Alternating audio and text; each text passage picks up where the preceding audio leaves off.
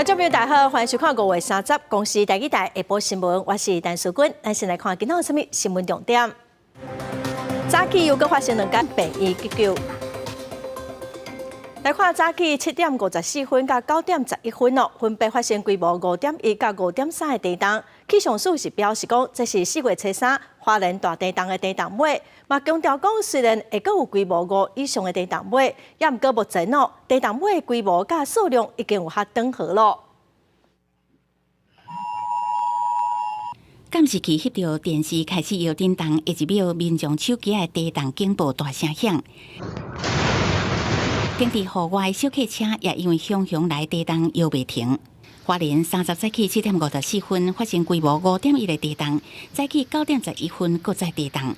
花莲县政府北北东方22.8公里，伫花莲县近海发生规模5.3的地震。中央气象署证实，这个地震是4月初3的地震尾。从主震发震过后，然后整个有感余震数量是很明显的递减。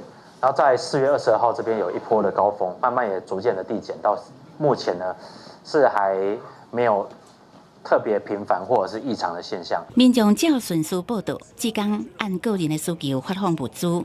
新北市蘆洲区灾害协作中心避难收容所进行开设演练，模拟新北区拄到强烈地震，区公所面临收容量零甲人力严重不足。新北市政府甲组织合作，启动灾害协作中心，协助灾难收容，上济有255人会当住落来。除了有防灾司，灾害协作中心规划各项区域，包括宠物安置区、宗教母会，灾民因为地震感觉不安，然后提供心理辅导。能够充分休息吗？有。那是上界重要的住宿，除了基本的碰床，也佫有方便组合的福利床，让灾民会当安心住落来。把我们的那个收容安置的一个相关的始于自行娱乐啊，或关怀医疗，利用慈济本身的人员跟编组，把我们复制我们的收容的功能。我觉得未来在重大灾害发生的时候，民间的力量是可以用的。新北市政府消防局表示，甲组织 NGO 团体、防灾企业合作，成立灾害协作中心，会当做公部门的靠山，未来会甲公私部门合作的成果推广到各县市。记者综合报道。苏花公路下清水桥伫4月初3地震的时候，道路中断。4月初6虽然已经先抢通，也毋过便桥只会当开放小型车分时段来通行。经过透暝透日的抢修哦，拓宽的工程哦，会更替便道嘛已经完工咯。早起嘛开放大型车会当通行。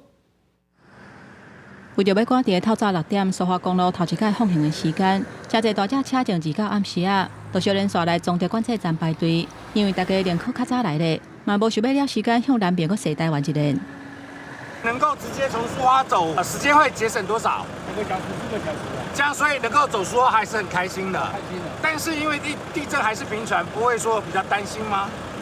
没办法啊，我到南部真的好远。苏花公路下清水桥，因为4月初3地震受损长歹去，南澳港务段虽然伫4月初6有先抢通一条便道，不过因为路较下，每一天敢若会当开放3个时段，让细台车通行。伫挂工课修理的情形之下，即马更便桥混跨，引导的工程嘛已经完工，所以提早伫30开放大型车双向通行。开放大型车12.2公尺以下，限速15公里，可以来做一个通行。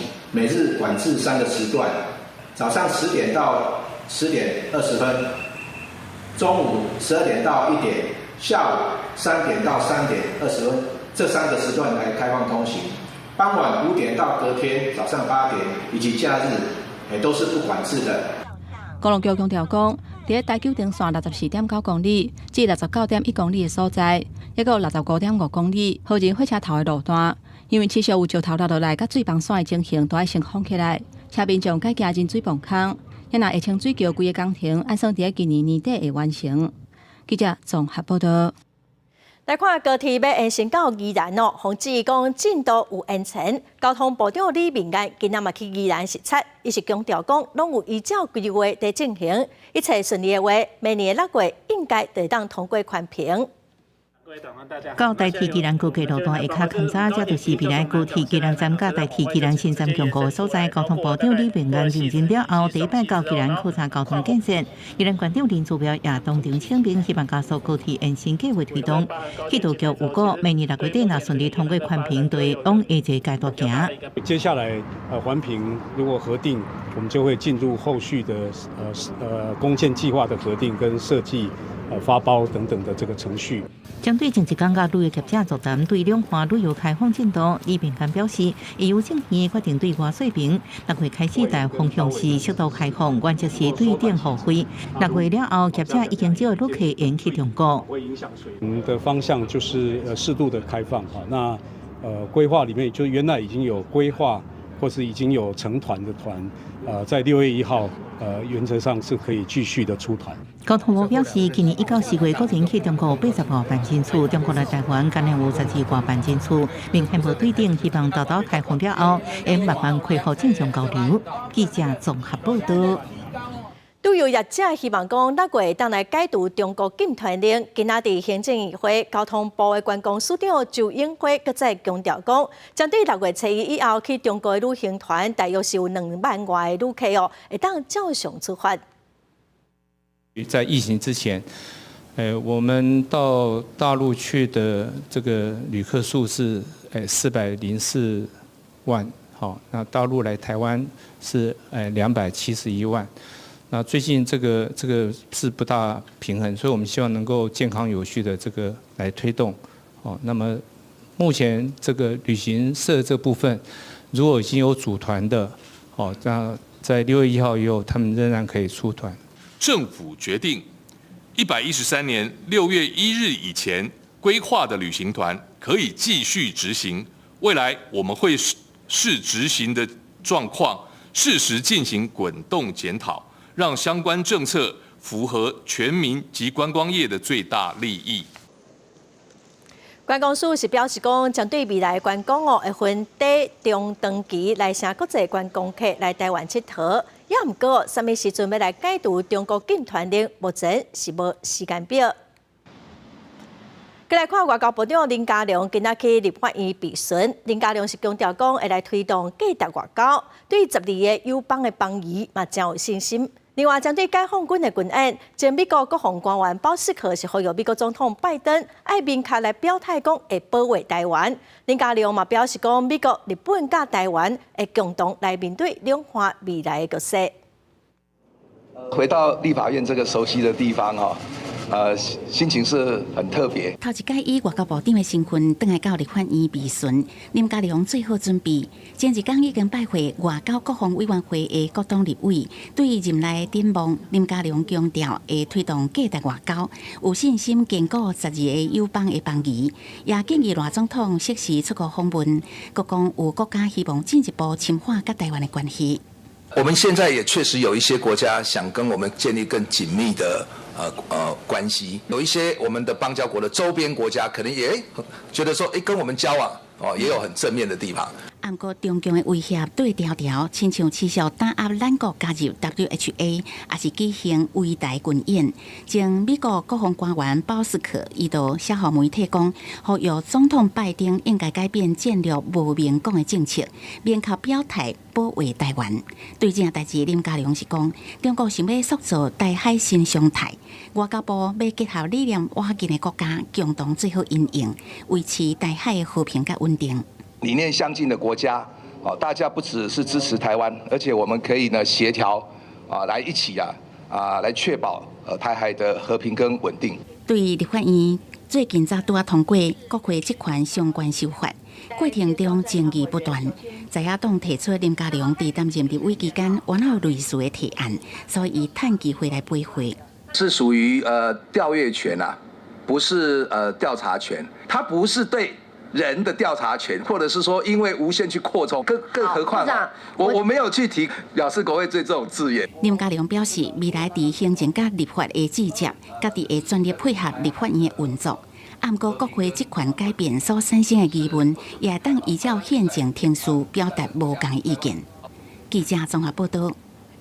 立法院三读通过国会一款法案，要求总统爱定期国情报告，佮爱随问随回答。国民党团的总调鲍坤基讲，总统只报告，无要回答嘛尊重。也毋过，国民党的内部有无共款的意见。鲍坤基今仔个出面强调讲，伊是希望讲，赖总统伫修法还未完成进程，会当先来立法院报告。那新法实施了后，就要按照新法来进行。民进党团的总调郭建民是表示讲，赖总统伫修法还未完成进程，是无可能去立法院报告。国会这款法案三读通过，要求总统定期到立法院国情报告，并接受随问随答。立法院国民党团总调鲍坤基29搁再邀请总统赖清德来国情报告，暗过一句问答形式尊重总统意愿，甲他报告无回答嘛尊重。不过党内有不同的意见。这个部分里面党团没有共识，所以这就应该是副总统自己个人的一个看法。副总统是很贴心的，一切依法立法院三读通过那就是要回答。立法院三读通过的职权行使法，一直到我们送出立法院大概半个月的时间到总统府公告还有将近1个月的时间。我想我们再一次请赖总统把握时机鲍坤基3早亲情火线说明，强调是希望赖总统伫修法施行前到立法院，若做新法实施了后，都是依法进行。民进党团是批评鲍坤基是先导行，民众党团是呼吁赖清德兑现选举前所承诺的，会来立法院国情报告，并接受询答。这表示他自己证明他所谓的这种条文的写法是违宪的，自证有罪嘛，赶快先期投降嘛。来立法院只想来演说，不想回应任何问题的话，那台湾民众党认为这样子来立法院毫无意义。郭建明坦白讲，赖清德无啥可能伫修法施行前的时间到立法院国情报告。若是哪样立委团主有无共看法，鲍坤基强调党内有志无问题。记者综合报道。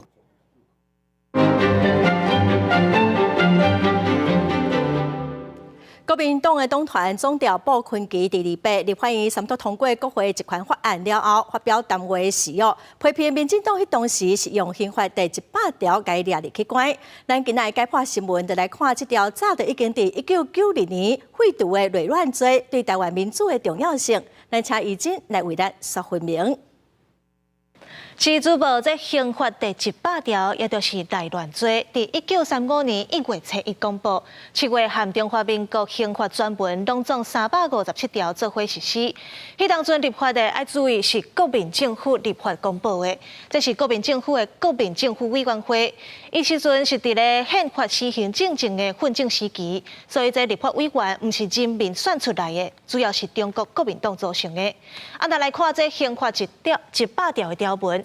先开始的条文呢是讲意图破坏国体、占领国土，佮变更国宪、颠覆政府的，会互判7年以上的有期徒刑。这条文上界恐怖的，就是这个意图。什么意思呢？你嘴讲的、手写的，甚至是你心内所想的，拢有可能互国家定罪。尤其是伫咧1950年代咧，中华民国政府来到台湾了后，任何主张讲台湾独立咧，或者是外靠中国迄边的言论甲思想，拢有可能会违反这条罪，拢违反这条法律，造成白色恐怖时期咧，政人是真惊吓。民众嘛批评法律是侵犯民主、干涉人权、妨碍自由，重要是讲违反宪法的条文。那这刑法100条咧，施行超过50冬一直到台湾该度改严令包括动员戡乱时期的临时条款、定治叛乱条例，佮有戡乱时期检肃匪谍条例。这3道恶法拢废除这刑法100条所共款是在无顶答。所以1990年代为着要解决改严了后叛乱犯的问题，法务部就拍算要修法定这刑法100条。不过民进党团是坚持要完全把这条法汰掉。迄当阵，学术界、医学界甲社运界等等，都组成一个100行动联盟。这个联盟呢，因展开抗争，反抗国民党威权统治。因要求政府就要停止对民众思想甲言论的迫害，最重要就是要废除这刑法第100条。伫咧民意的坚持之下呢，到1992年5月15日，修正案刑法100条的修正案伫条文内底都加用用暴力甲胁迫的手段来施行，将这个具体条件意思就是讲，限定干那暴力行为才算是大乱罪。这个条文的修正呢，互看作是台湾民主运动、言论自由甲推动人权保障的重大成就。听到违反政府的上尾一条法律，民众袂个因为自由言论、自由思想去犯案罪名。以上就是今仔日解剖新闻，咱个时间交等去主播。感谢伊真哦，咱继续来看民进党政策会执行长王义川前2日上节目的时阵讲，用基地台的信号会当来分析出青鸟行动民众年纪的分布，会当来了解甲太阳花学运敢是同一阵人，引起真侪争议。台北地检署已经分他案来侦办 ，NCC 嘛展开行政调查，来找3大电信业者来说明哦。有学者是指出讲，虽然过去有一款商业行为，也毋过甲无共活动摕来比较的案例是较少。就伫立法院外口，为24点到暗时啊，民众去现场乌烟停青鸟行动。不过，民进党政策会执行长王义川讲，会当用基地台信号分析出民众的年龄层，买当比对出甲太阳花学运敢是同一阵人，引起争议。电信公司所提供的资料到底有没有个人的讯息？它只能做一个非常大范围的统计分析，是没有办法回推计算 A 活动、B 活动的人流交叉比对分析的。王义川这的话是引起在野党的质疑，检方已经分他日案来侦办，你称敢是有违法 ？NCC 嘛有动作，已经展开行政调查，会找电信业者来做说明。嘛讲到电信公司过去捌甲地方政府合作，透过电位的方式来分析人流的情形。有拉进到他的基地台使用的人，他究竟是男是女？假设只是这样的话，那个没办法识别个人，那就不在个资法的范围。到底敢有违法？关键的重点就是个资敢有去识别化。NCC 表示，就算有年岁、性别等等的资讯，只要辨识袂出伊是啥物人，就无违反个资法。不过，学者认为讲，甲各种的活动做交叉比对，这过去并无接看。单一活动这个是蛮普遍，过去我们可以看到很多，但是2个活动之间的交叉比对来讲，和过去本身我们看到的一些活动来讲，有一些差异啦。过去其实我们看到活动分析报告没有到那么细的，类似这种 LBS 服务，事实上在电信端已经行之有年了。去推估这个使用者可能在某一个区域范围内，那可能推送像美食啊、购物啊，或者是一些电影相关的一些这个服务。其实产业界甲电信商业合作进行人流的分析，专家讲这已经做真侪年啊。不过，这家业者提供偌济资料，敢是有达到各自的红线，恐惊拢爱好好来厘清。记者综合报道。来看台南某有一个60岁姓陈的大兄，离爸去朋友的公司拍麻将，向有警察冲入来，大兄是指控警察对伊起骹动手，嘛造成伊受伤。伊嘛质疑讲警方的执法上过超过，要求警察爱回失礼。警察是解释讲哦，因为迄个所在有诈骗集团的出入，迄个大兄哦，迄当时是挡伫门骹口，嘛误会讲伊是诈骗集团的成员。也毋过警察嘛强调讲，因绝对无使用暴力。他是从这边踹的嘛，然后他导致这边会痛，所以2边都会痛。掀开衫裤，身躯拢是铁布，这名住伫台南的大兄，算着家己身上受伤的部位，指控警方甲兵兵当作嫌犯，伫伊无犯罪能力的时阵杀人，导致伊受伤。但是大兄讲，28号迄天，伊甲朋友聚会的场所拍麻将，毋知影有车手集团的成员进出，听到外口有声音，当作是人来冤家，动门自保，想袂到是警察，甲伊压制了后，佮斩人，让伊非常不满。门打开第一时间我就被压制在地上，全身平躺地上啊，右手被反压，然后呢，先被踹2下。这个执法已经超越不当执法，超越国际标准。抓那个手！警方提供画面证明，单姓大兄当时挡伫门口，强调当时因有搜索票来查去着早起的水房，所发现这间房间锁掉的。破门了后，有人主动，才会用优势警力来压制。清查了后，确认大兄无嫌疑嘛，到3工来叫救护车，不过伊无愿意看医生。过程中强力压制有造成陈男身体不适部分，有立即叫救护车到场。我医务人员到场后，陈男表示已无大碍，不愿就医。警方讲无占人的行为嘛，强调有表面身份。不过大兄讲，因店的空间离大门口100公尺远，根本无听到声音，无法度认同警方的做法，希望伊会当回失礼。记者王刘婷平、赵宽、文正贤、台南高雄报道。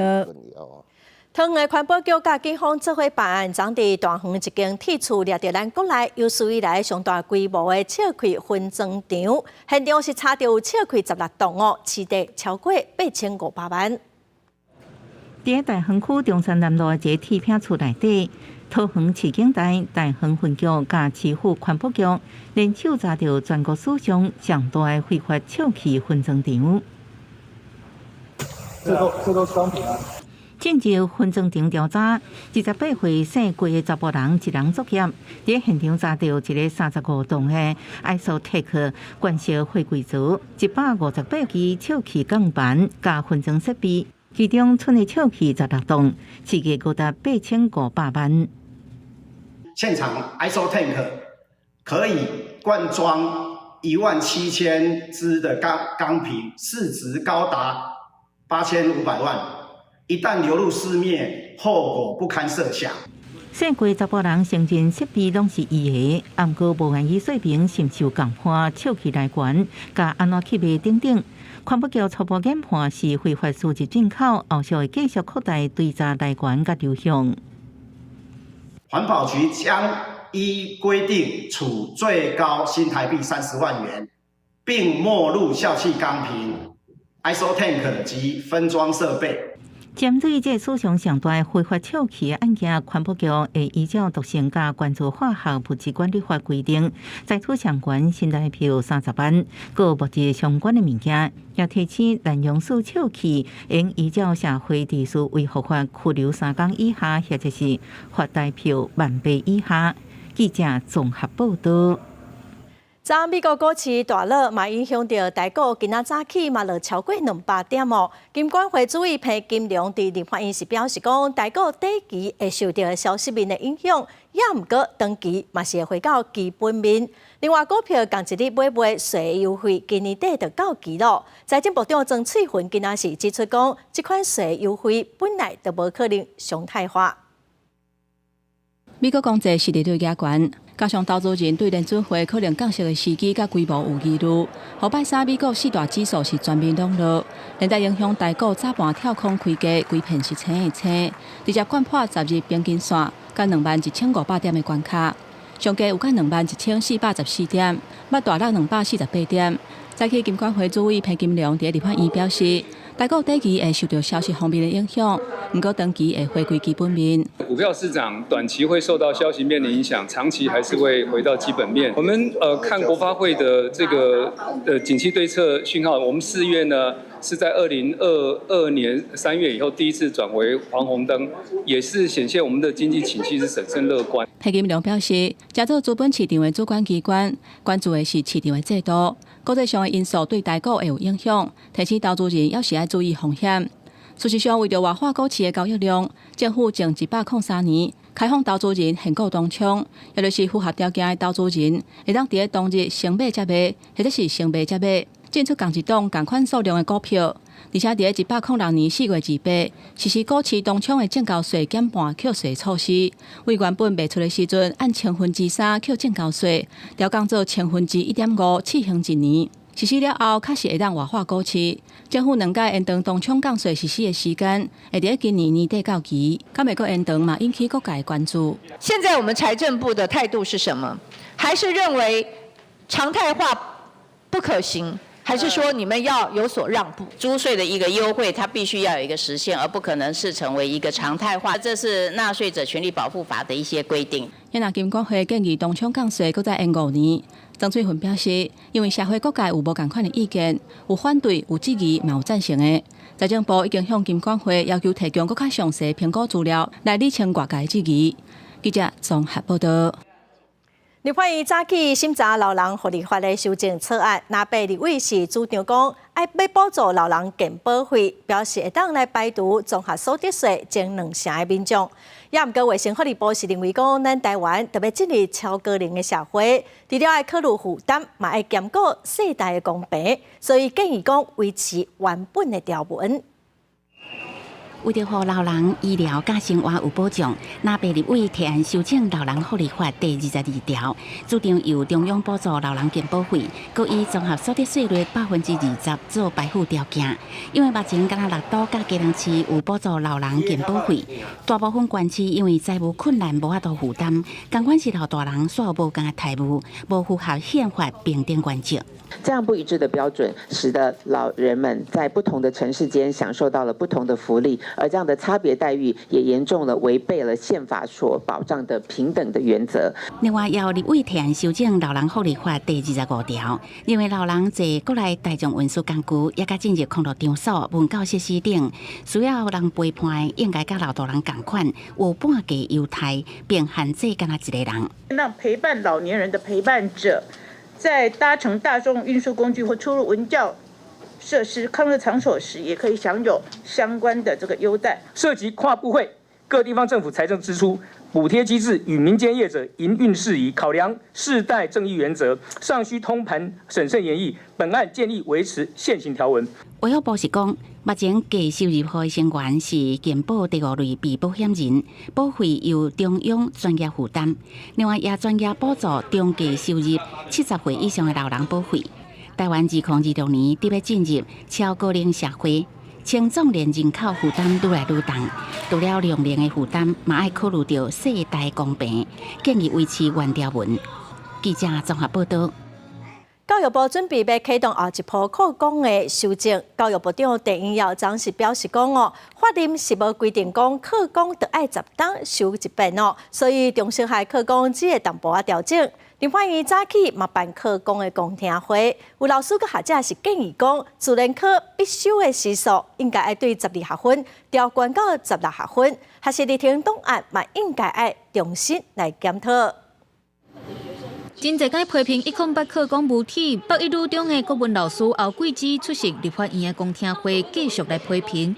侯桂枝表示，多数的学生自主学习拢是无效的，多元学习拢干那学表面，各互学生压力拢真大。因此，行政命令可以停止108课纲，旧的课纲先暂时进行，然后再赶快设计新的课纲，我们就能够让现在全部陷入灾难的悲剧立刻停止。谢谢各位。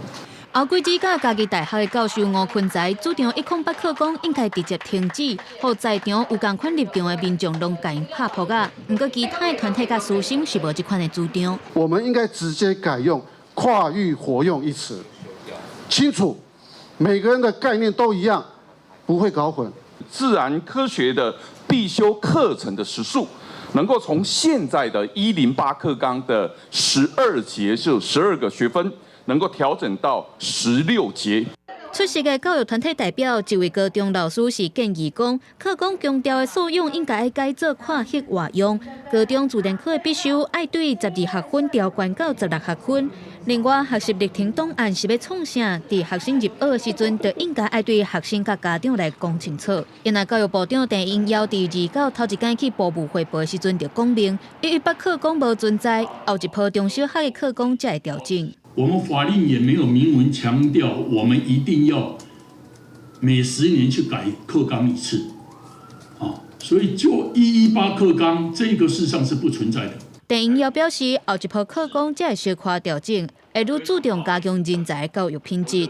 国教明是呼吁伫咧调整课纲进前，教育部应该先针对108课纲来提出检讨报告。记者综合报道。明仔载5月31日是世界无婚日，民间团体是呼吁政府要爱重视婚害的问题，尤其是少年的族群结婚的状况目前是真严重伊嘛呼吁有卫生背景的赖总统应该爱重视。世界无烟日，没有烟害防治，没有健康台湾。每一年5月31是世界卫生组织 WHO 定定的世界无婚日，由170个民团组成的台湾结婚联盟特别伫咧前一天开记者会，呼吁重视新型婚品的危害问题，嘛对新政府来发声。因不满台湾头一个医生出世的总统赖清德上任了后提出的健康台湾政策中，竟然完全无婚害防治的内容。但这几年新型的婚品甲加味的婚事愈来愈多，引起国际组织开始讨论新的规规范，因认为台湾嘛应该爱对得到。WTO 的2024年的主题保护儿少免于烟商的这个干扰，很重要是加味烟。我们希望政府要赶快对加味烟的政策做一个明确的这个弥补。民团指出，加味粉利用亲像糖仔的口味吸引少年人，嘛制造出加味粉危害较低的版式，但危害却是同款的。台湾虽然去年有通过禁止加味粉的法规，但敢若规范部分的口味，因是感觉也有修改的空间。那有关加味烟的部分，目前现在只有4种，就是禁止花香、果香、巧克力跟薄荷味4种。你都已经写要禁止加味烟了，那为什么你还要写只有禁止4种？那也就是接下来如果又多1种，那你还是要再去公告说要再禁，要再禁。我们希望在法条当中很清楚的去说明，其他天然及人工调制口味的都去禁止。人民强调，台湾伫2005年加入 WHO 的薰草管控国际公约，但是这法规虽然国际公约中禁止粉品加入提悬好食感的成分，安尼上低标准拢无法度对着国际脚步，呼吁赖政府重视这个问题。记者王可选、柯明在台北报道。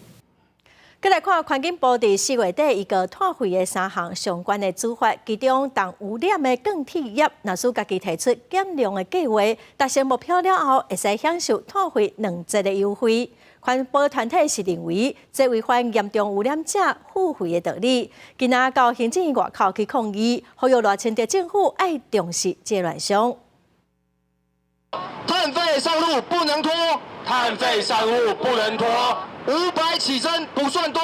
大家话口号爱赖政府唔通互企业退回的折扣优惠，加做放纵企业私下游说太价地下卖场，包含环境权保障基金会等真侪关心气候变迁影响的环保团体30到行政院外口抗议，各种记者会现场布置亲像大卖场同款，抗议政府对当污染企业退回折扣的凊彩决定。他2030年的时候减碳量应该要减到39%，而我们现在在我们的执法里面看到的一个提案，只是减量25%，他们钢铁业就可以说它就可以适用于优惠费率，这是一个相当不合理的事情。如果没有达成它自主减量计划所设定的目标，不仅没有罚则，而且也不需要去追缴任何的利息啊！我一定就随便提一个自主减量计划，那我就可以完整的去保留我的现金流。环保团体批评当污染的钢铁业就化业等的企业，那主体减量计划达成目标了后，应享受退回2折的优惠，甚至也有其他优惠费率。不过，若无达成，竟然也拢无处罚，实在真含糊。所以利用行政议会时间，向政院到地政署表达不满。下礼拜会有2场的说明会是针对我们环团来做说明跟沟通，跟大家来交换相关的意见。行政院人员办公室接地政署强调，会将意见查回去，甲环境部这单位继续讨论，也加强甲环团的沟通。环境部气候变迁署已经暂定7月7号举行第4摆退回费率审议会，要讨论各种征收争议无期结果，按算正式进行退回率的深水区。记者综合报道。国际消息来看，今仔早起日本自卫队伫3早。再来看南非昨举行地方甲国会选举，参选政党的数量嘛拍破纪录，投票所顶单要转票的民众排队是排甲落长哦。这嘛是南非民主化30党来真罕见的现象。到昨暗的9点哦，投票的时间已经结束，也毋过投票所嘛是阁有真侪人在排队。南非地方甲国会选举的投票时间是早起7点到暗时9点，真侪所在的投票所7点一开门就出现排甲长落落的人，毋但是约翰尼斯堡、开普敦、德班这几个大都市的选民，拢来投票，高区的乡镇甲农村也同款的景象。有人为到手中的选票等超过7点钟。情况应甲1994年种族隔离制度结束了后，迄场历史性的大选应比伫哩。暗时9点时间到啊，排列的人依然真侪。选会表示9点之前排列的人拢已完成投票证书，各部署警力维护秩序。I voted for the first time in '94, so it was like to me that I have the same sense of hope, and our vote is something that we fought for. So I will definitely wait here for as long as it takes to vote. it's difficult to call until you complete the counting process. Suffice to say, it will probably be well beyond what we had, the 66% we had in 2019. 即前30年的非洲民族议会 ANC 伫高失业率、高犯罪率、基础建设老化严重散车、动头轻甲贪腐者问题影响之下，支持率第一摆落破5成，只有40%。选后恐惊爱甲第二大党，也就是白人色彩正高的民主联盟来拼场，由小党组成联合政府。The ANC has been saying it must renew itself, so the ANC must do that. It's important because it's got a very important role to play in terms of the future of the country. 南非6200万总人口当中，今年登记投票选民有2800万人，政党数量到破纪录的70个。官方算票结果按算要到6月7日才会出来。公视新闻王慧文报道。泰国警方要以冒犯君主罪，甲泰国前总理戴克辛起诉，因为伫2015年伫南韩接受访问的时，对泰国的君主制度提出质疑。那诉讼定罪话，上侪是判15档的有期徒刑。泰国前总理戴克辛去年8月才结束流亡的日子回国，今年1月份就去警方检举，涉及冒犯君主罪甲电脑犯罪法。检察总长办公室29作出起诉的决定。ท่านอัยการสุดมีคำสั่งฟ้องทุกข้อกล่าวหาและนัดให้มาพบพนักงานอัยการสำนักงานอัยการพิเศษฝ่ายคดียา8เพื่อยื่นฟ้องต่อศาลในวันที่18มิถุนายน泰国的冒犯君主罪是真严重，罪名若成立，上当会当判15年有期徒刑，加做打压异议言论的工具。戴克辛2015年伫南韩接受访问的时阵，伊讲红色咨询机构处民院的议员支持政变。伫2014年推翻尹小妹，也就是迄当阵的总理英达，所以踏着红线。戴克辛今年74岁，1998年创立泰爱泰党，也就是即卖执政党为泰党，是得到真侪草根选民的支持，几啊届伫大选摕到胜利。2006年军事政变了后流亡海外，分数顶判几啊条贪污的罪名。一直到去年大选了后，为泰党选择甲军方势力合作执政，才搁一届倒来到泰国。8年的刑期得到方式特赦，减刑做1年。入监才1暝尔，就以健康的因素转去病院。2月因为聚会甲健康的因素得到假释，引起抗议的声音。有专家分析，这个起诉是为了要甲伊警告。It is designed to keep Thaksin under control. This is kind of keeping him on a leash. If he doesn't behave, then this charge can be activated, and it could land him in jail. 戴克辛的律师表示，已经准备好无罪辩护，而且提交戴克辛感染新冠病毒的医疗证明。检方考虑了后决定，然后到6月18进行起诉的程序。公视新闻是会长编译。关系到台积电扩厂计划，中科二期园区的扩建，今仔有将近80个地主去中科管理局申请，因不满讲中科无经过协议收购介绍的程序，要以只有市价5成的介绍来征收。中科管理局是表示讲征收的介绍拢有经过第三方来鉴价，会佮继续甲地主来沟通，望讲年底进前会当取得土地。将近80地主甲地上物所权人来到中科管理局头前，等布条抗议，讲不满中科管理局为着摕到2期园区要分的土地，拍算要下价征收，损害现有地主顶人权益。他被征收完，他在旁边根本买不回地。那如果说能够让地主能够说配地回去，以区段征收的方式，当然地主是100%赞同。抗议的民众批评中科管理局讲，干那要用无够市民一半的介绍来收土地，有人投资3000万，起一间1,800平工厂，所干那摕到1700万的补偿金。有地主阁提资料质疑讲，中科估价过程背后恐惊有咧洗暗盘。有不公允的地方，无法完全把被征收土地民众的权益给查估出来。竹科那边就是非法比照合法的补偿，中科这边就是以这个台中市的自治条例来搪塞。台积电拍算伫中科搁去二期园区，中科管理局表示，今年3月就开始协助去提用地，其中的89公顷当中，私人土地大约10公顷，内底包括107个地主甲地上物所权人，强调整个估价过程拢经过专业的评估。其实是经过3方的这个互相的一个建价，那我们2家估价师，我们是取价格更好的那一家送到台中市政府去的，那这个部分我们还有一些微调的空间。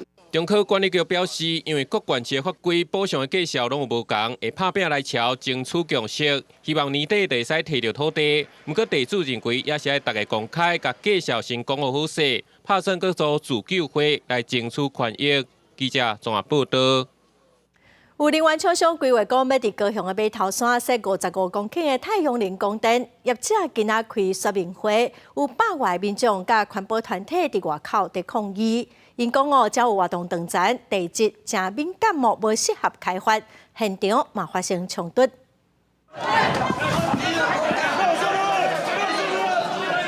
情绪激动的居民向要并倒，一群人互相推搡，气氛是真紧张。因为不满业者无公告说明会，抗议的民众认为无符合行政定书。说明会开到一半，民众人落徛徛抗议，警察也随动力维持秩序，现场是吵吵闹闹。这场说明会主要是能源公司按算伫码头山设55公顷的光电，是引起当地民团甲居民的反对。因强调光电的预定地是伫活动场站顶悬，除了地质敏感，嘛威胁到人民的生命安全，阁会破坏生态环境。这间公司要开发光电，伊的资料内底完全无环境敏感区内底资料，完全拢无。伫市府内底记来当审2遍啊！距离有大概2公里多，所以它只能叫做泛码头山区，而不能说是它是码头山。那我们在这个案子的周遭，因为它是私人土地，基本上我们开发是所以按照政府的要求。能源公司解说，设光电所在是私人土地，距离码头山阁有2公里远，因拢是按照定数来申请，嘛等伊会做好生态保护。经发局表示讲，开发地面型的光电，无一定爱开说明会，只个是厂商家己要开，要求业者爱甲居民沟通好势，若无取到居民的同意，市府是袂合法建造给业者。是他们业者开要跟民众沟通的，不是经发局依照某条法令要求他要开。所谓的地方主管机关的同意函，这个也不会发，因为地方民众不支持嘛。针对这届说明会，业者表示讲有伫14天之前发公告，未来也是会继续开说明会，要安怎伫光电甲生态处理平衡，毋望会当得到居民的认同。记者钟义辉、顾兆勇高雄报道。台南客家花庄公园的特色游戏场的七头米仔，今年2月才打启用，也毋过到今已经发生5件囡仔受伤的事件。台南市干部局是表示讲，会随来全面检查这七头米仔安全性。工作人员透早就伫客家花庄公园内底咧整理检查，主要是要确认安全性。因为公园内底特色游乐设施包含储流笼，互人会当爬来爬去的所在等等。为今年2月启用到今，已经传出5摆囡仔受伤的事件。所以这个是可能等嘛，比较啊用怎款哦。冷水对啦，咱来把这个来是控制，看别很冷像你搞的。一定会跟他们说啊，但是他看到别的小孩子都乱玩，他就跟他们乱玩。所以就其实家长也是要在旁边提醒这样。家长找明代定情，反映公园启用了后，3月初2就发生3摆受伤的事故，包含有钉仔现出来、储流笼设计不良、婴仔弄着栏杆、杂物设施歹去等等。4月初3又发生器材无稳，造成摔倒等意外。主管单位表示，即马拢已经有维修啊。当然，这个设施难免有点损坏了，就不小心有那个钉子抖落出来，不小心的话就会伤害到然后马上做一个反应也请厂商公路局这边厂商这边来做一个马上一个补救了。台南市府推广一区一个特色公园，打造在地特色。不过今年初就曾发生认地甲归仁地区的特色公园受伤的事件，佮加上客家花庄公园传出有人受伤，台南市长黄伟就表示，要求包商限期改善，担起赔偿的责任，提报列管不良厂商。对于这个厂商在其他的地方有没有施作类似的这个工程，我们一定要做全面的体检，这样才能举一反三。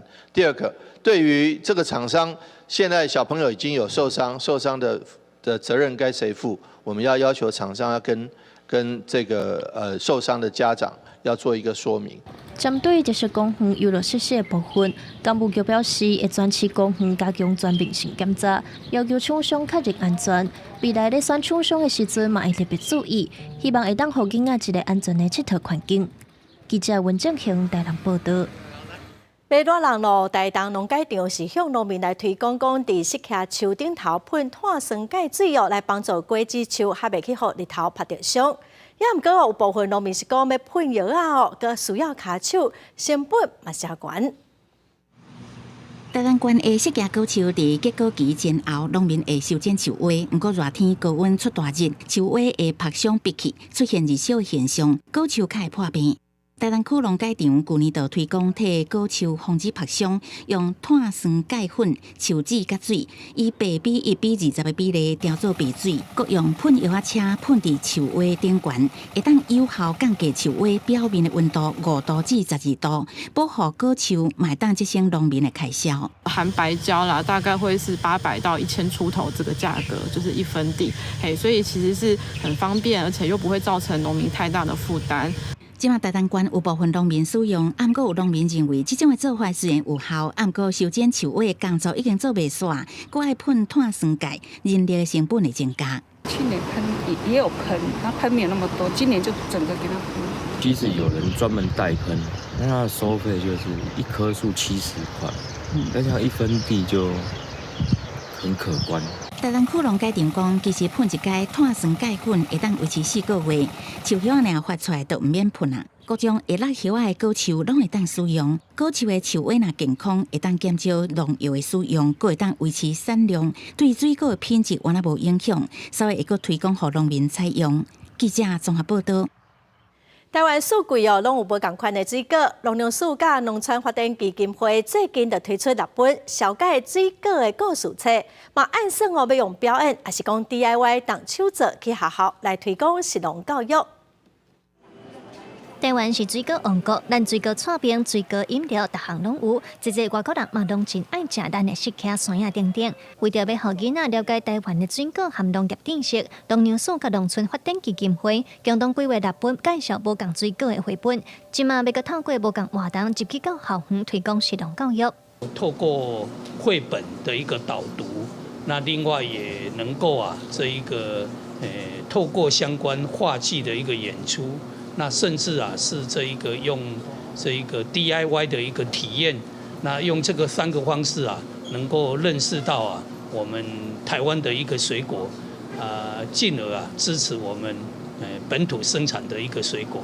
绘本有讲到爱文金、红顶顶，真侪台湾店看到的山野的品种，嘛有教大家安怎种柚仔，内容真丰富。农粮署要伫新北、宜兰等5个县市加强宣告，经过小做绘本食农教育的示范单位。申办第1场的新北永和国小表示，会当结合无共形式来推广阅读和农业，因相信学生会真有兴趣。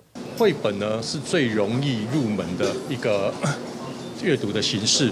那透过插画以及各项呢，我们设计过的内容，让小朋友可以快速且深入的去了解绘本里面相关的一个叙述的内容事实。农粮署表示，目前这6本册拢有电子版，放伫农村发展基金会的网站开放予民众使用。今年农粮署会继续出新绘本，嘛会和各地的图书馆谈合作，希望把食农教育塞去到每一个所在。记者卢尚如、郑春游新北报道。来看台湾的科学团队飞过半的地球7000多公里的路程，已经伫昨甲头一批170种正珍贵的台湾台的种源送到北极圈的挪威世界经济库来保存，这嘛是咱台湾参加国际合作正重要的一步。台湾造原住民代表甲地满台湾台的经济箱交出去。台湾科研团队经过正久的路途，总算到伫北极圈内挪威斯瓦尔巴的世界经济库，卡头一批170种珍贵的台种源送入去经济库来保存。Where gene banks all over the world can deposit copies of their seed samples. The Taiwan is now one of 114 different gene banks. There will be more than 1.3 million seed samples from almost 200 different countries. 专家点出，台仔是粮食安全、营养加永续农业重要的角色，因为伊会当适应可汗的环境，抗病力强，佫会当负担严重的气候变迁，佫较是原住民文化重要的代表。Millet is not just a plant species; it became a symbol of civilization. Since our Aboriginal people carefully cultivate them, selected numerous mutants, and finally generated hundreds of significant strains. The millet is a very long history, over 4,000 years, a symbol to represent their life and faith. We put so much effort to make it done. So many institutions, so many schools, so many people from different places make it really happen. 中央大厦最近这几年成立极地研究中心，佮设立极地研究站，投入土地水文这相关研究。台湾也为2009年开始，陆续把水稻杂粮这种源送入去这个种子库。团队后续要分配甲400多种台仔的种源全部入库，为科学研究也有农业的永续甲外交来尽力。记者综合报道。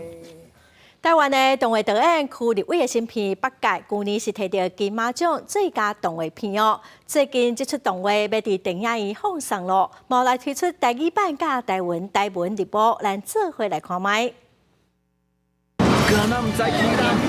我嘛来用我一双手，甲上珍贵的物件救倒来。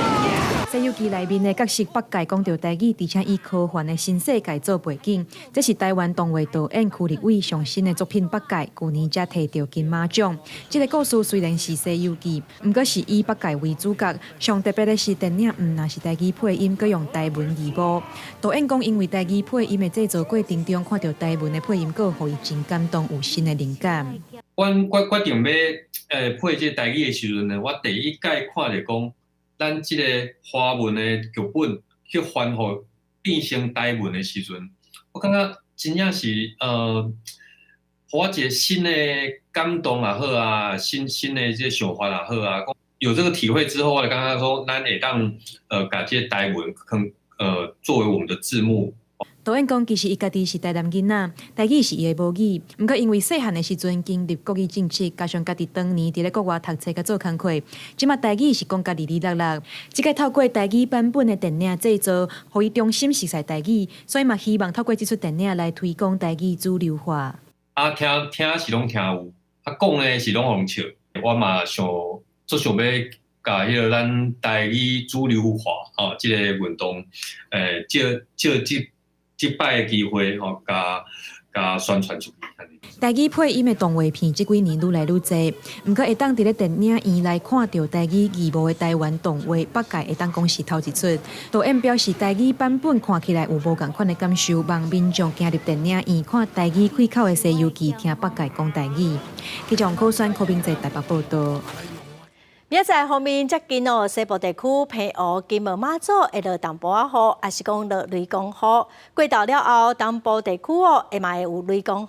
西部甲东北部地区有可能会下大雨。下晡晡的天气，咱来看各县市详细资料。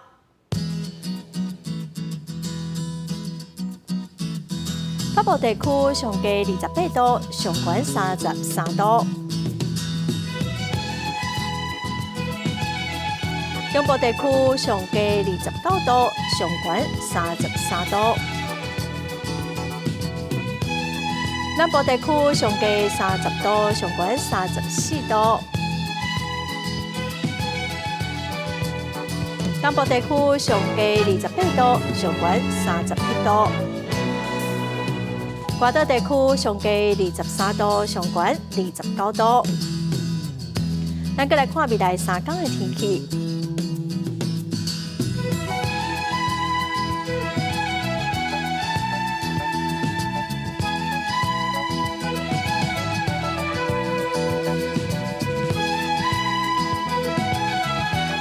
感谢观众朋友收看今仔的《报新闻》，我是陈淑君，明仔载晡3点，咱再会。